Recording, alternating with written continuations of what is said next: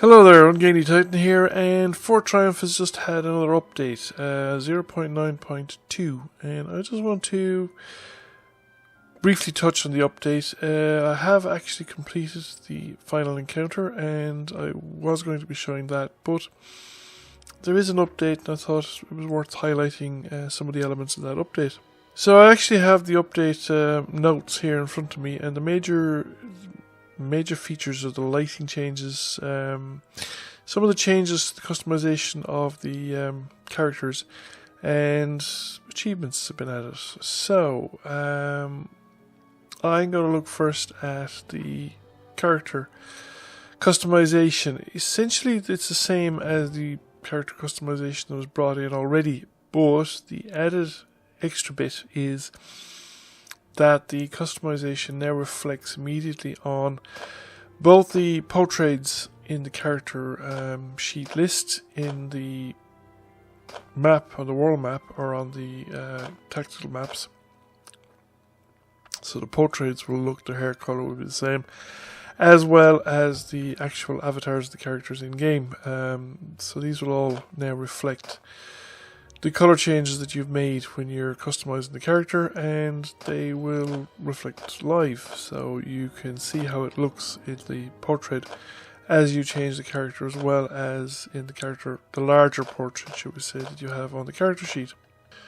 This isn't the only changes that have been made, of course. There's been new portraits of the Paladin and the Goblin Shaman unit, party information visuals on the world map, cinematic camera behavior, didn't really notice that one. The eggs in the spider caves will now break on a physics collision regardless of the hit points remaining.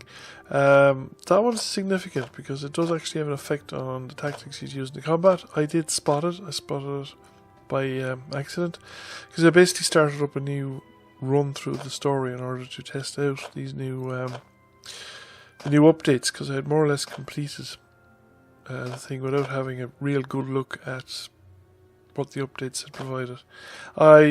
This isn't a complete and thorough, shall we say, checkout of everything that they've done. They fixed a bunch of bugs, a lot of which I'd never personally encountered, but I presumed they were there. The other one was the behavior of Nasty Kick and Amateur Charge. Well,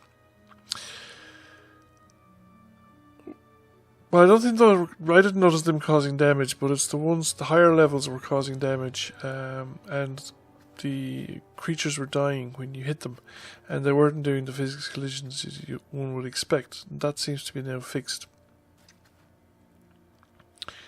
So that itself is a big one. I think it was a significant issue with the game, because it meant those effects, as you learn them up, those skills, the kick and the charge, as they got leveled up, and particularly when they started doing damage, because you had extra buffs later on that allowed them to do damage, started to behave in a way that was different to what they'd been doing previously, and counterintuitively, in my opinion.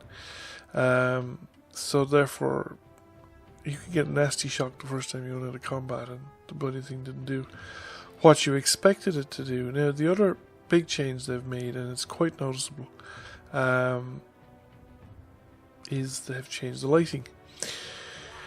The new lighting is quite different, and I'm just going to show you. The left is the old lighting, going way back to 0.7.8.1, and on the right is the new lighting. I could actually have synchronized it up into more or less the same moments, but it doesn't really matter. You get enough watching the two streams just to see the difference. The new lighting is a little more muted, a little less bright, more shadows, and kind of more nuanced colour. And the old colour was quite bright, quite garish in some respects. I personally could go with either.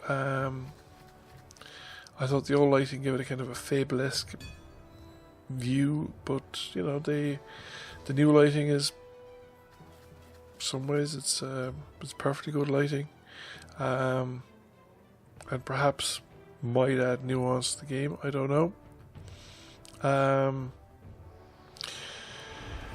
So that is the lighting side of And if you look down the bottom right, you'll see an achievement being achieved. So they've added achievements, Steam achievements, to the game. Achievement. I've never been really a fan of achievements. I think there's a few games where I've really taken notice of achievements.